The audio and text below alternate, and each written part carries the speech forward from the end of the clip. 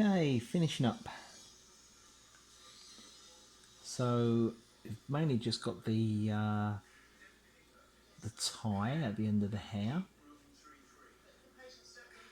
and once I've got that tidied,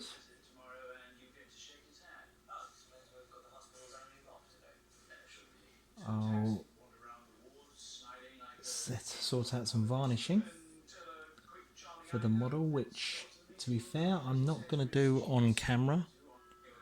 I'll do that off camera because it's exactly the same as when I apply the spray primer.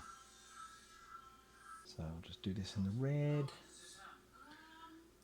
Just capping off any mess from where we did the hair earlier.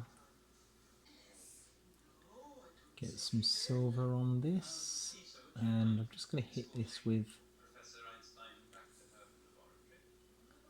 the regular toner, this soft Iron Painter soft tone. Then I'll go back and get that tiny little bit of hair which is holding this loop together. I'll do that with a bit of purple tone to tie that in with what we did with the hair earlier.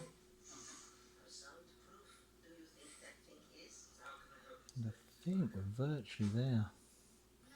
There's her ear as well, which is just poking out in her hair. I completely painted it over during the hair stage.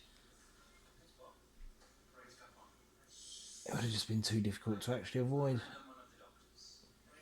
So I'm painting it back in now. Alright, so that's all toned up now. Small brush to get a bit more tone on the ear. That will need a little bit of highlight again with the skin tone because that is quite dark. Well, it might be difficult to tell that because I realise the light source I'm using makes it difficult to... Leaves a lot of glare on this side anyway, so you don't always see everything. And the very last thing I'm going to do is just to put tiny edge highlights on one or two of the very highest edges of the model, so just along the jacket there, that bit of piping on the bra top, and maybe just a little on the strapping. Very, very tiny bit. Almost nothing there at all, but it just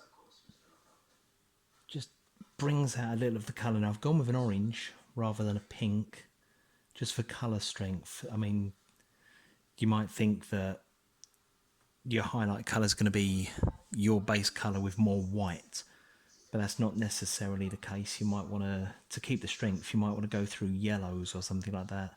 You can get some good books on colour theory if you really want to think about how to use not just tone but different colours to highlight.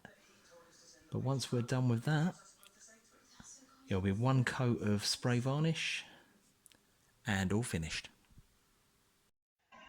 So here we are, the finished piece. I've based it simply by painting the base grey, putting a very small amount of light toner on it, and then scrubbing it back with white. That's for the messy white that matches my arena, and then put some black piping around the edge.